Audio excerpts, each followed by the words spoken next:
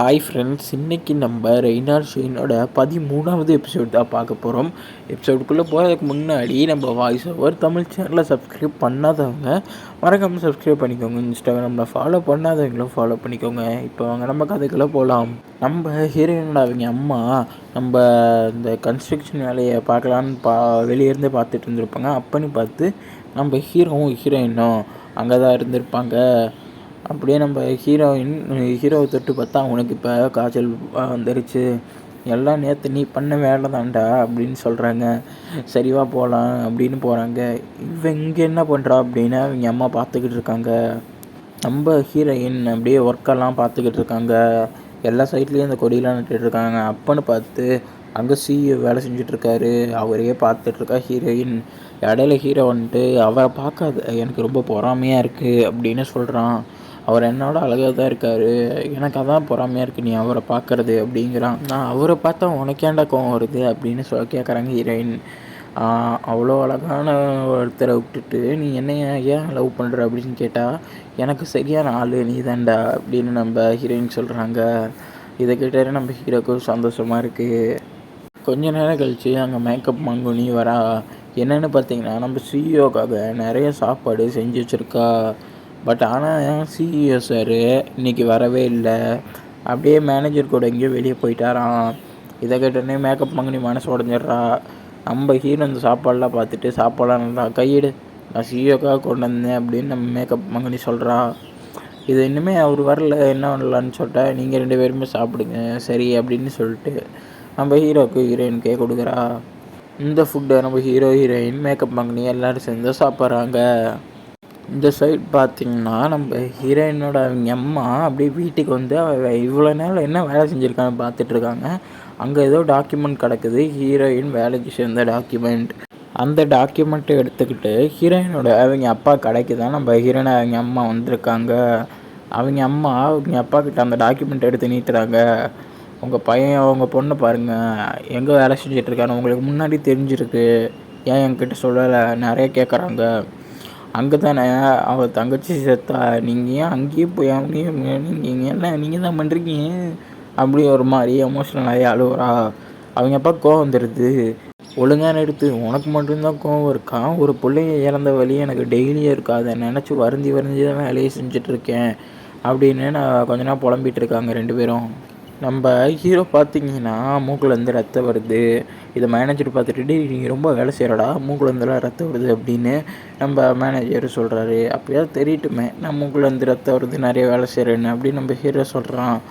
இந்த சைடு பார்த்திங்கன்னா நம்ம ஹீரோவோட தங்கச்சி அந்த மாத்திரை முழுங்க அதெல்லாம் என்னென்ன எஃபெக்ட் ஆகுதுன்னு பார்த்துட்ருக்கா. அன்சீன் அப்படியே கட் பண்ணால் நம்ம சைட்டுக்கு மாப்பிள்ளை பார்த்துருக்காங்க போல். நான் போகணுமா வேணாமான்னு நம்ம சிஇஓட்ட கேட்குறான். நம்ம சிஇஓ சொல்கிறான், இப்போ நான் என்ன சொல்லணும்னு நீ நினைக்கிற, நானே போக வேணான்னு சொன்னாலும் நீ அங்கே போய் தான் ஆகணும் அப்படின்னு சிஇஓ கூலாக சொல்கிறான். நம்ம ஹீரோயின் வீட்டுக்கு வந்துடுறாங்க. நைட்டும் ஆகுது. அவங்க அம்மா ரொம்பவே சோகமாக வந்திருக்கிறத பார்க்குறாங்க. ஏம்மா சோகமாக இருக்கீங்கன்னு கேட்டால் அதெல்லாம் ஒன்றும் இல்லை நீ முதல்ல சாப்பிட்டு தூங்கு அப்படின்னு ஒரு மாதிரி டயர்டாக சொல்கிறாங்க. அவங்க அம்மா அப்படியே தூங்க போயிடுறாங்க. நம்ம ஹீரோயினுக்கு என்ன நடக்குதுன்னு புரியல. நம்ம சிஇஓ ஹீரோயினோட அவங்க அப்பாவோட நூடுல்ஸ் கடையை பார்த்துட்ருக்கான். அது ஏன் பார்க்குறீங்கன்னு அந்த சைடு போனால் ஹீரோ வந்து கேட்டுட்ருக்கான். சிஇஓட பார்த்தோன்னே இந்த இடம் என்ன இடம்னு தெரியுமான்னு கேட்குறான். தெரியும், ஹீரோ அவங்க அப்பாவோட நூடுல்ஸ் ஷாப் தானே அப்படின்னு. எனக்கு இப்போ ரொம்ப கோபமாக இருக்குது அப்படின்னு சொல்லிட்டு சிஇஓ கிளம்புறான். நம்ம சரக்கு அடிக்கலாமா சேர்ந்து அப்படின்னு நம்ம ஹீரோ கேட்குறான்.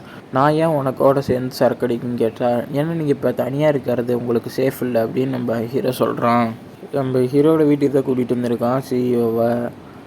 சார் வீட்டெல்லாம் சின்னதாக இருக்கும் மன்னிச்சிக்கோங்க, இந்த நூடுல்ஸை சாஸில் போட்டு சாப்பிட்டா சூப்பராக இருக்கும் தெரியுமா அப்படின்னு சொல்கிறான். நம்ம சிஇஓ நீங்கள் ஏதோ கடுப்பாக இருக்கீங்கள யார் மேலே, ஹீரோயின் மேலே அப்படின்னு கேட்குறான். அவள் மேலே நான் எதுக்கு கோவப்படணும், அவளை நான் முதல் தடவை பார்க்கலையே, நான் அவளை விரும்பினேன், ஆனால் அவள் என்னை விரும்பலை போல், என்னை மாதிரியே ஒரு கேரக்டர் ஒரு ஆள் இருக்கானா அவன் மட்டும்தான் அப்படின்னு நம்ம சிஇஓ சொல்கிறான். நம்ம அதுக்கு பதிலுக்கு ஹீரோ சொல்கிறான், நான் ஏன் அவளை விரும்புனா தெரியுமா சார் அப்படின்னு சொல்லிட்டு, முன்சிலனா என்னால் வாழவே முடியாது, நான் எப்போயுமே சாகணும்னு நினைக்கிறவன், அவள் வந்தோடனே தான் அடுத்த நாள் எப்போ வரும்னு நான் இப்போ ஏங்கிறேன் அவளை பார்க்கணுன்னு அப்படின்னு நம்ம ஹீரோ சொல்கிறான். அடுத்த நாள் நம்ம ஹீரோயின் அவங்க அம்மாட்ட போயிட்டு வரேம்மா அப்படின்னு வேலைக்கு போகிறாங்க. அவங்க அம்மா ஒரு ரியாக்ஷனும் இல்லாமல் சோகமாக தான் இருக்காங்க. இந்த சைடு ஹீரோ எங்கேயோ கிளம்பி இருக்கிறத நம்ம மேனேஜர் பார்த்துட்டாரு. எங்கடா வேலையை சீக்கிரமாக முடிச்சுட்டு கிளம்புற அப்படின்னு பார்த்தா, நம்ம ஹீரோயின் கூட அவங்க தங்கச்சியோட பிறந்தநாள் வருது, அவங்களுக்கு கிஃப்ட் வாங்க தான் போகிறாங்க. அவங்க தங்கச்சி பிறந்தநாளை கொண்டாடினதே இல்லையா, ஏன்னா அவங்க பிறந்தநாள் அன்றைக்கி தான் அந்த ஆக்சிடென்ட்டும் நடந்துச்சாமா. இப்போயாவது கொஞ்சம் கொண்டாடலாமே, ஏதாவது கிஃப்ட்டு வாங்கி தங்கச்சிக்காரிக்கு தரலாம், அதனால தான் அவனையும் செலக்ட் பண்ண கூட்டிகிட்டு வந்துருக்கேன் அப்படின்னு சொல்கிறான் ஹீரோயினை. நம்ம தங்கச்சிக்காரி ரிசர்ச் பண்ணிகிட்ருக்கா, இந்த மாத்திரை அதிகமாக சாப்பிட்டா லங் கேன்சர் வர வாய்ப்பு இருக்காமா.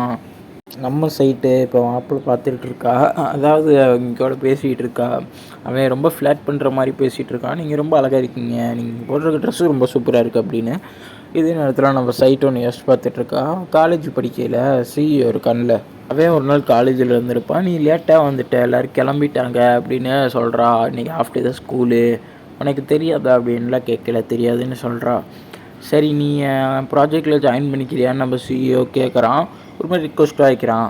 அதுக்கு நம்ம சைட்டும் ஓகேன்னு ஒத்துக்கிறா. சரி நீ என் ப்ராஜெக்டில் இது பண்ணுறது எனக்கு தான் கொஞ்சம் சந்தோஷமாக இருக்குது அப்படின்னு சொல்கிறான் நம்ம சிஇஓ காலேஜ் படிக்கல, சைட்டை தான் லவ் பண்ணிட்டு இருந்திருக்கான் போல். இப்போ எல்லோரும் கேட்குறாங்க, ஏதோ சைட்டுங்கிற ஒரு பொண்ணை நீ ஏதோ ப்ராஜெக்டில் சேர்த்துருக்கியாம்மா அப்படின்னு. ஆமாம், எனக்கு அவன் மேலே நம்பிக்கை இருக்குது, இனிமேல் நான் எல்லாத்தையும் அவகிட்ட தான் கொடுக்க போகிறேன் அப்படின்னு நம்ம சிஇஓ சொல்கிறான். இவ பேசுகிறதெல்லாம் பின்னாடி இருந்து நம்ம சைட்டும் கேட்டுட்டு இருந்திருக்கா. யார் அவன் இவ்வளோ நம்பிக்கை வைக்கிறான் நம்ம மேலே அப்படின்னு நினைக்கிறா.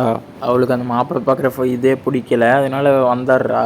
இனிமேல் எதுவும் ஒன்றா ஆஃபீஸ்லேயே பேசலாம், பிஸ்னஸ் இருக்குன்னா இந்த மாதிரிலாம் வேணாம், அவங்கள எனக்கு பிடிக்கல அப்படின்னு பட்டுன்னு சொல்லிடுறா. இதை கேட்டேன்னா அவனுக்கு ஓகே பிடிக்கலன்னா கிளம்புங்க அப்படின்னு சொல்லிடுறான். அப்படியே போக போக அழுவுறா. நம்ம சிஇஓவே நினச்சி பார்த்து ரொம்ப ஃபீல் பண்ணி அழுகிறா. நம்ம சைட்டு அப்படியே சிஇஓ வீட்டுக்கு தான் போகிறான். சிஇஓவை பார்த்தோன்னே அப்படியே நம்ம சைட்டு அப்படியே போய் கட்டி பிடிச்சிக்கிறா. நம்ம சிஇஓவுக்கு பிடிக்கல. என்னடி பண்ணுற இப்படிலாம் கேட்குறான். யாரோ நினச்சிட்டு என்னை கட்டிப்பிடி, ஏதோ ரோட்டில் போகிற ஸ்டேஞ்சர்னு நினச்சிட்டு என்னை கொஞ்சம் நேரம் கட்டி பிடிச்சிக்க அப்படின்னு நம்ம சைட்டு ஒரு மாதிரி ரொம்ப டிப்ரெஷனில் சொல்கிறா. நம்ம சிஇஓவும் பரவாயில்ல நம்ம சொந்தக்காரி தானே அப்படின்னு சொல்லிட்டு கட்டி பிடிச்சிக்கிறான். அப்படியே சைட்டுக்கு கண்ணெல்லாம் கலங்குது. அப்படியே ரொம்ப ஒரு மாதிரி எமோஷ்னல் ஆகிடுறா. நம்ம ஹீரோயின் நைட்டு வீட்டுக்கு வந்து பார்த்தா வீட்டில் அவங்க அம்மா இல்லை. என்னென்ன வேலை செய்கிற ஆண்ட்டிக்கு ஃபோன் பண்ணி கேட்டால் நீ அப்போ தான் வெளியே போனாங்க, வர லேட்டாகும்னு சொல்கிறாங்க. எங்கே வந்திருக்காங்கன்னு பார்த்தீங்கன்னா அந்த தங்கச்சிக்காரியோட எமோஷ்னல் அஞ்சலி கல்லறைக்கு தான் வந்திருக்காங்க. அங்கே போய் கொஞ்ச நேரம் அழுதுட்டு வீட்டுக்கு வராங்க அவங்க அம்மா. வீட்டுக்கு வரதே ஒரு மாதிரி ரொம்ப சோகமாக தான் வராங்க. சரக்கு அடிச்சிருக்கீங்களா அப்படின்னு நம்ம ஹீரோயின் கேட்கல. இனிமேல் தான் அடிக்கவே போகிறேன் அப்படின்னு நம்ம ஒரு மாதிரி சோகமாக தான் சொல்கிறாங்க. அவங்க அம்மா அப்படியே டிவி பார்த்துட்டு ஏர் அடிச்சுட்டு இருக்கையில் நம்ம ஹீரோயின் இடையில போய் ஏன் இவ்வளோ சோகமாக இருக்கீங்க அப்படின்னு கேட்கல. உனக்கு அது தேவையே இல்லாது அப்படின்னு சொல்லிட்டு அந்த நீட்டுறாங்க. அந்த டாக்குமெண்ட் எடுத்து நீ வேலை செய்கிற டாக்குமெண்ட் எனக்கு எதுவும் தெரியாதுன்னு நினச்சிட்டு இருக்கியா, நான் ஒன்றும் இழிச்சவாய் கிடையாது அப்படின்னு நம்ம அவங்க அம்மா சொல்கிறாங்க. நம்ம ஹீரோயின் சொல்கிறாங்க, அதனால் இப்போ என்ன ஆக போகுது, நீங்கள் அதை மறக்க தான் ஆகணும், நீங்கள் ஏன் மறக்க மாட்டேங்கிறீங்கன்னு கேட்டால், நான் அதை எப்படி மறக்கிறது, உன் தங்கச்சி அங்கே தானே செத்தா, நீ மட்டும் அவள் கூட இருந்துன்னு வை, என்ன ஆயிருக்கும், இப்போ நீ விட்டுட்டு போனால தானே இப்படி ஆகுது, நான் மட்டும் கூட இருந்திருந்தேன்னா நானும் சேர்ந்து செத்துருப்பேன், உங்களுக்கு பரவாயில்லையா அப்படின்னு கேட்குறாங்க.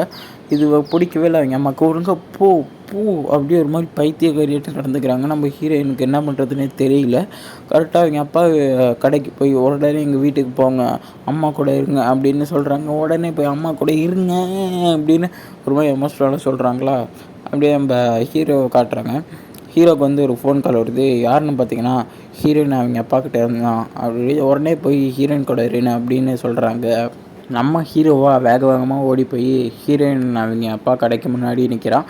அங்கேயே ஹீரோயினும் இருக்காங்க. அப்படியே ஹீரோயின் கேட்குறாங்க எப்படி வந்தேன்னு கேட்கல. அதுதான் டெலிபதி அது மூலமாக வந்தேன்னு சொல்கிறாங்க.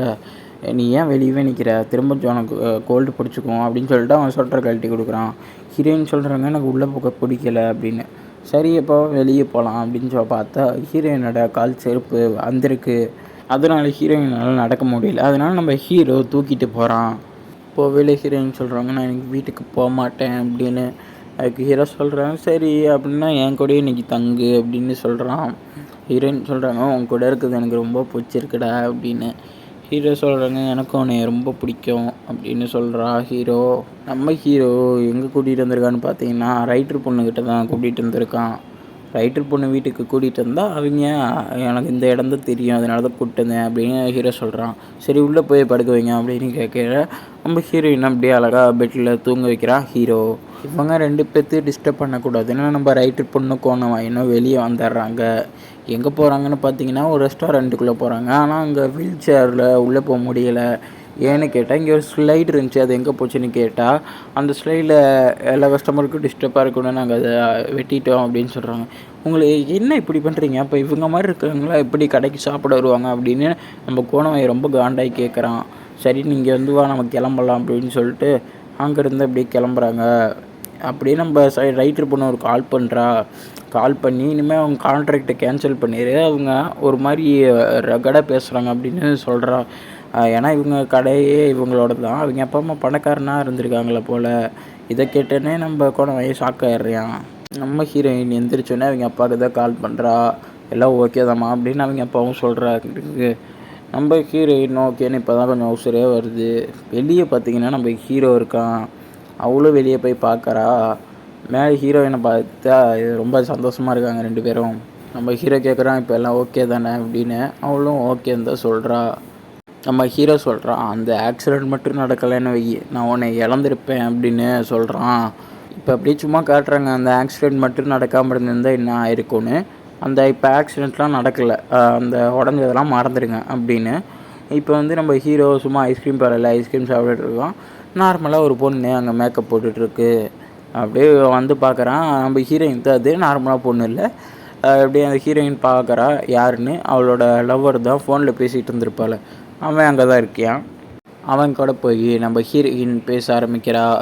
இப்போ நம்ம ஹீரோவோட கதை என்னென்னு பார்த்தீங்கன்னா, கொஞ்ச நாள் கழித்து நம்ம ஹீரோ ஃபுட்பாலில் எல்லாம் கமெண்ட்ரி பாக்ஸில் சொல்கிறாங்க, அற்புதமாக நம்ம லீக் கேங்டு பாலை எடுத்து சென்று விட்டுக்கிறார், எல்லாம் மஞ்சள் சட்டை கிளம்புடா, நாங்கள் லீக் கேங்கு விட்டு எவனும் வாழாட்டக்கூடாது அப்படின்னு சொல்லிட்டு எவ்வளோ ஃபாஸ்ட்டாக போகிறா இருப்பாருங்க. நம்ம லீக் கேங்கோட கோல் மிஸ் ஆயிடுச்சு. இந்த மேட்சை நம்ம சிஇஓவும் சைட்டும் பார்த்துட்ருக்காங்க. இதுலேருந்து 2 பேரும் ஒன்று சேர்ந்துட்டாங்க. லீக் கேங்டுங்கிறது ஒரு பிளேயர், அவ்வளோ தான் இவங்களுக்குலாம் தெரியும். அப்படியே அந்த சைடு ஒரு கோலும் போட்டால் நம்ம லீக் கேங்டு. நடக்கிற மேட்சை ஃபோன்லேருந்து பார்த்துட்ருக்காங்க நம்ம ஹீரோயின். அங்கே நம்ம ஹீரோ ஆட்டம் போட்டுட்ருக்கான், ஆனால் ஹீரோயின் யாருன்னே தெரியாத மாதிரி பார்த்துட்ருக்காங்க. அப்படியே கோலும் கடைசியாக ஒரு பெனால்ட்டி மட்டும் வருது. இந்த கோலை போட்டுவிட்டால் கொரியா வென்றுவிடும். யார் போடுகின்றால் லீக் கேங்டு. லீக் கேங்டு மேலே முழு நம்பிக்கை. ஓ கோல்டு போட்டு விட்டார் லீக் கேங்டு, சூப்பர். நம்ம லீக் கேங்டு 7 எல்லோரும் கொண்டாடிட்டு இருக்கார், ஒரு பிளேயர், சூப்பரான கோல் லீக் கேங்டு. அப்படியே அதெல்லாம் விட்டு இந்த சைடு பார்த்தீங்கன்னா உண்மையான லைஃபுக்கு வராங்க. நான் நல்ல வேலை உன்னை இழக்கலை அப்படின்னு சொல்லிட்டு நம்ம லீக் கேங்டு ஹீரோயினை கிஸ் பண்ணிடுறான். அப்படியே ஒரு மாதிரி எமோஷ்னலாக இந்த எபிசோடை அப்படியே முடிச்சு விட்டுறாங்க. இந்த எபிசோடு உங்களுக்கு பிடிச்சிருந்துச்சுன்னா கமெண்ட் பாக்ஸில் ஏதாவது சூப்பர்னு கமெண்ட் பண்ணிட்டு போங்க. நான் உங்களுக்கு 14வது எபிசோடு நாளான்னைக்கு அப்லோடு பண்ணுறேன். நம்ம வாய்ஸ் ஓவர் தமிழ் சேனலில் யாரும் சப்ஸ்கிரைப் பண்ணாமல் பார்த்துட்டு இருந்தீங்கன்னா மறக்காம சப்ஸ்கிரைப் பண்ணிக்கோங்க. இன்ஸ்டாகிராமில் ஃபாலோ பண்ணாதீங்க, ஃபாலோ பண்ணிக்கோங்க. அடுத்த வீடியோவில் பார்க்கலாம். பாய்.